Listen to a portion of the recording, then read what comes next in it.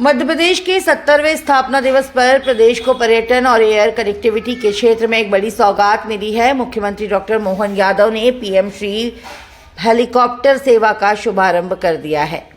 यह पहल प्रदेश को नई उड़ान देने वाली साबित होगी। मध्य प्रदेश देश का पहला राज्य बन गया है जो अपनी सीमाओं के भीतर इंट्रा स्टेट एयर कनेक्टिविटी को स्थापित कर रहा है। ये सेवा पर्यटकों को तेज और सुगम यात्रा सुविधा देगी, पर्यटन स्थलों को नई पहचान दिलाएगी, धार्मिक और प्राकृतिक पर्यटनों को नए आयाम प्रदान करेगी। यह हेलीकॉप्टर सेवा मध्य प्रदेश टूरिज्म बोर्ड द्वारा लोक निजी भागीदारी से शुरू की गई है। 15 नवंबर से 3 सेक्टरों में नियमित संचालन किया जाएगा। बोले महाकाल महाराज की। और ओंकारेश्वर भी तो जा रहे हैं। ओंकारेश्वर महाराज की। आज के इस हमारी हेली सर्विस पूरे देश के अंदर मध्य प्रदेश की ये सबसे बड़ी सौगात है। हमारी अपनी ओर से आप सबको बहुत बहुत बधाई। मंच पर विराजमान माननीय मंत्री कल्चर डिपार्टमेंट, संस्कृति और पर्यटन श्रीमान धर्मेंद्र सिंह लोधी जी, हमारी मंत्री श्रीमती कृष्णा गौर जी, माननीय विधायक पूर्व प्रोटेम स्पीकर श्रीमान रामेश्वर शर्मा जी, माननीय विधायक श्रीमान भगवान दास सबनानी जी, माननीय विधायक श्रीमान विष्णु खत्री जी, एक और विधायक हमारे सिंगरौली के हैं माननीय विधायक राजेंद्र मेश्राम जी, राम निवास मेश्राम जी। मेरे दोस्त है तो मेरे नाम से ऐसी गड़बड़ हो जाती है। हमारे बीच माननीय सांसद दर्शन चौधरी जी। आज ये पूरे मंच को शोभायमान सबको सौगात मिल रही है, इसमें कोई बचा नहीं। एयरपोर्ट अथॉरिटी के चेयरमैन श्रीमान विपिन कुमार जी, हमारे एसीएस शिवशेखर शुक्ला जी, किशन सूर्यवंशी जी, सभापति राहुल कोठारी जी, संगठन के महामंत्री। इस अवसर पर सभी आगंतुक अतिथिगण, प्यारे मित्रों, पत्रकार साथियों, बड़े से बड़ा और छोटे से छोटा यात्री सब मौजूद है मंच पे। जोरदार अभिनंदन आज की इस हेलीकॉप्टर सर्विस सेवा के लिए। छोटा सा व्योम अपनी टिकट लेकर के हेलीकॉप्टर की सर्विस की भोपाल से शुभारंभ कर रहा है, हमारे लिए सौभाग्य है।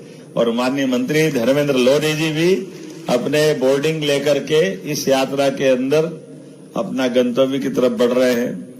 यहां मंच पर विराजमान दर्शन सिंह चौधरी जी, ये एक हेलीकॉप्टर 3 तरफ की यात्रा करने वाले हैं 20 तारीख से।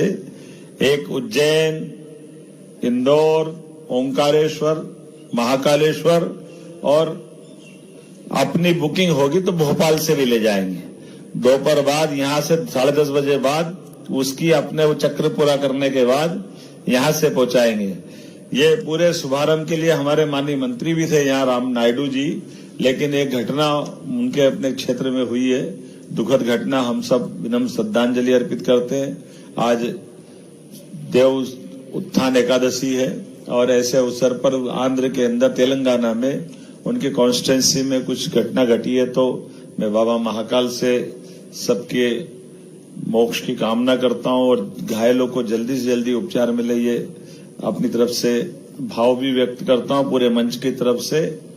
और जैसे सौगात की शुरुआत हुई है यहां भोपाल से, यहां से पचमढ़ी जाने में कितने घंटे लगते हैं?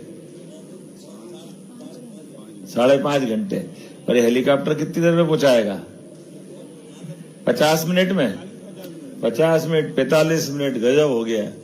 दर्शन भाई देखना, बहुत जोरदार। आपको अच्छी सौगात, मड़ई, पचमढ़ी, और ये ऊपर से जो मध्य प्रदेश का जंगल का नजारा जो दिखाई देता है वो वाकई अद्भुत है।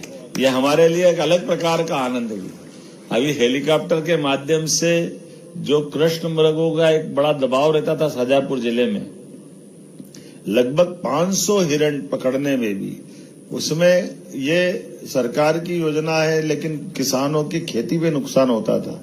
लेकिन इस बात का संतोष है कि बगैर कोई हानि करे, सहजता के साथ उनके हेलीकॉप्टर के आवाज से और बाकी प्रबंधन से अफ्रीका की टीम आई थी और उन्होंने लगातार उसमें अब नीलगाय भी पकड़कर ले जा रहे हैं। तो गांधी सागर में, कान्हा में और कुनो में वो अपने जो खेती वाले इलाके कृष्ण मृग आमतौर पे खेतों के अंदर उनके जीवन यापन के लिए जरूरी रहता है।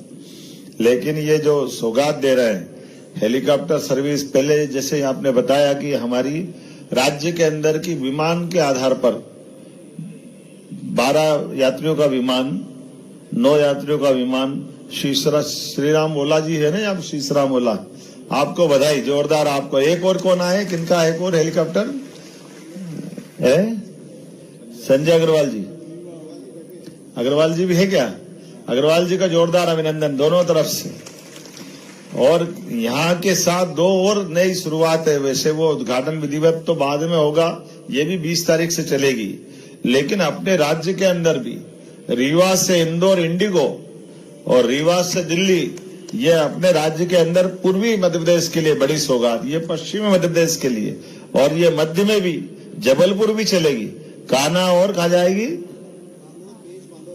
कान्हा, पेंच, बांधवगढ़। वास्तव में प्राकृतिक रूप से वो जंगल भी अद्भुत है और जंगलों के अंदर वन्य प्राणी भी अद्भुत है। अपने कान्हा का तो गजब मामला है। प्रधानमंत्री इंदिरा गांधी से लगा करके हर काल में हर समय उसका एक आकर्षण है। माननीय प्रधानमंत्री मोदी जी भी कहाँ आए थे टूरिज्म की दृष्टि से और भविष्य की दृष्टि से। आने वाले समय में ऐसे सभी स्थानों के लिए हम सब वो कर रहे हैं, आम आदमी के लिए भी, जो वीवीआईपी के लिए भी प्रबंधन हो। लेकिन आज के समय में समय की कमी है और समय की कमी में ये आवागमन के लिए भी, यद्यपि सड़कें तो अच्छी हुई है लेकिन फिर भी पचमढ़ी जाने में 5.5 घंटे लगते हैं। और ओंकारेश्वर, महाकालेश्वर अगर दोनों दर्शन करना तो पूरा दिन लगता है। और अब क्या है, कितने घंटे में हो जाएंगे? 3 घंटे में। सुबह 10 बजे से 7 बजे से 10 बजे तक अपने आप में दोनों ज्योतिर्लिंग के दर्शन करके आपको जहां निकलना आगे अपने काम पे लगो। कितनी अच्छी सुविधा है, जोरदार अभिनंदन करें। ये अपने धार्मिक पर्यटन के साथ ये हेलीकॉप्टर सर्विस नहीं है, लोगों के समय की कीमत भी और व्यवस्थाओं का भी आदत, इसके माध्यम से कई प्रकार के लोगों को रोजगार मिलेगा।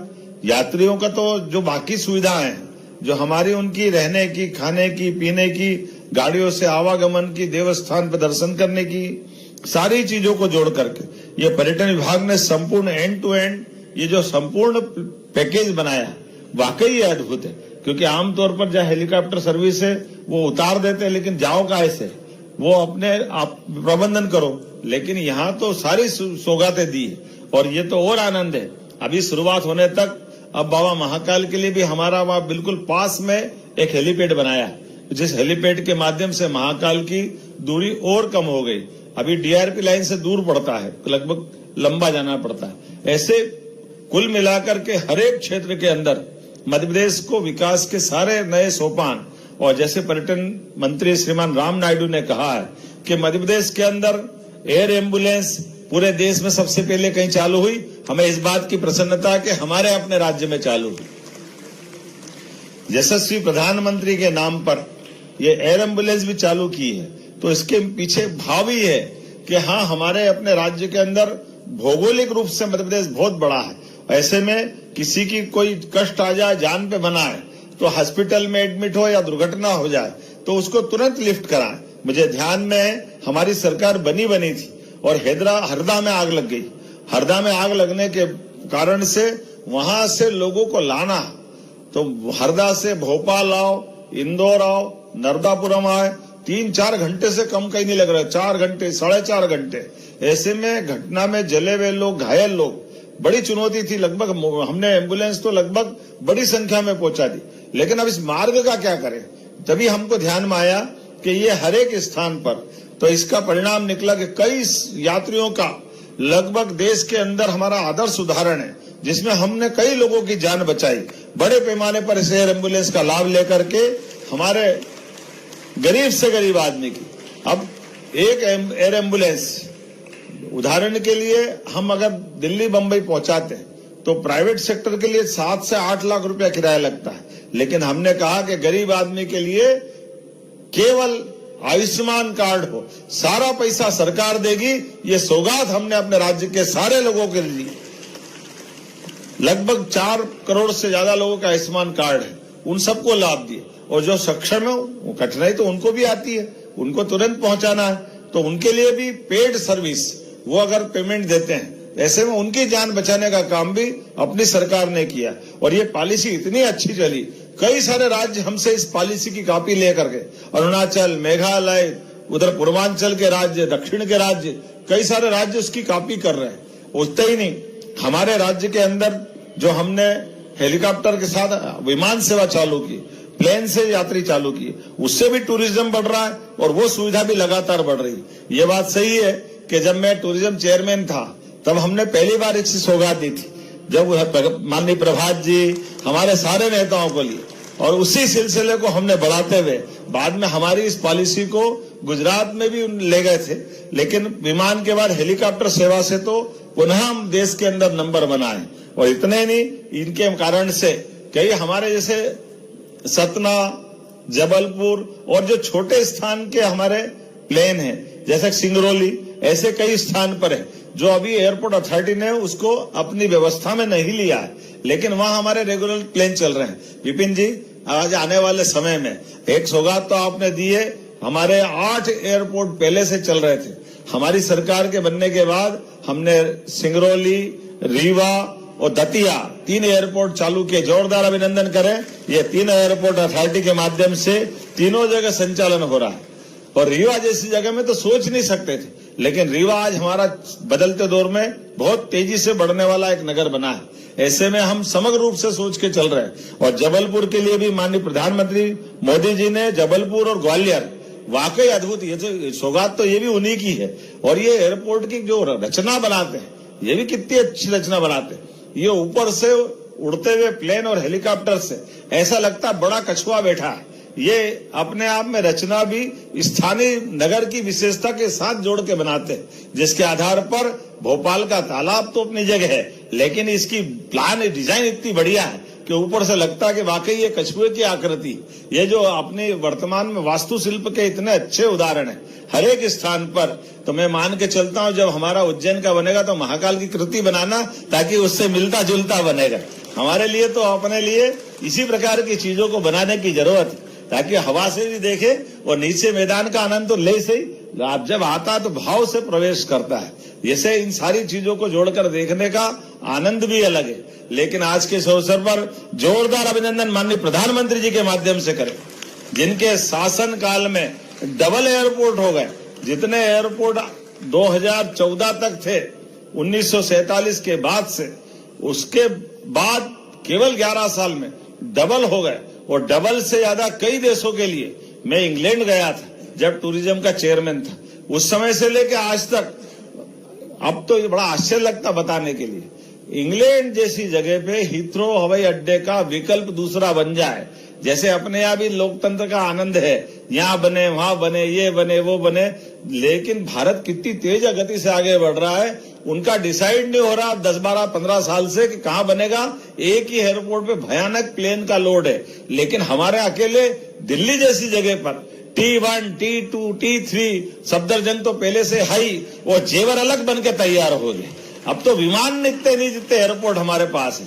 इतना प्रबंधन जो तेज गति से हो रहा है, वाकई ये अद्भुत है। मैं अपनी ओर से एक बार फिर इस नई सौगात के लिए बधाई देता हूं। और खास करके मध्य प्रदेश तो देश का दिल है, और देश के दिल को ऊपर से प्राकृतिक रूप से सौंदर्य का आनंद लेने के लिए जिस प्रकार से सौगात दी है, पुनः अपनी ओर से मंच को बधाई देता हूं। और ज्यादा देर भाषण होगा, अभी हमारे यात्रियों को लौट करके भी आना, अभी जाना भी है, और हमने वापस लौट करके शाम का हमारा शानदार कार्यक्रम भी होने वाला है। लेकिन इस सौगात के लिए आप सब सहयात्री बने। पर हम गुंजाइश लेके जा रहे हैं, केवल भोपाल वालों को लाभ नहीं दे रहे हैं, उज्जैन से भी यहाँ आना तो कुछ यात्री वहां से भी लाना है।